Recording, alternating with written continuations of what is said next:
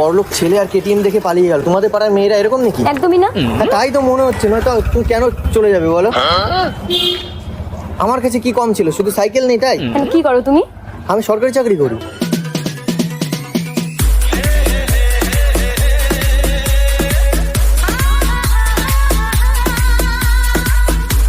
তুমি কি পাগল নাকি?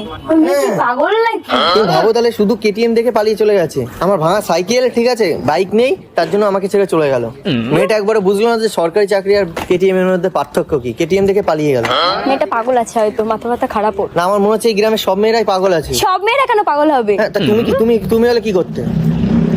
আমি হলে একদমই যেতাম না কেটিএম দের সাথে অন্তত। মানে চাকরি পেলে কেটিএম যেতে না? না চাকরি পেলে কেটিএম যেতে না? না।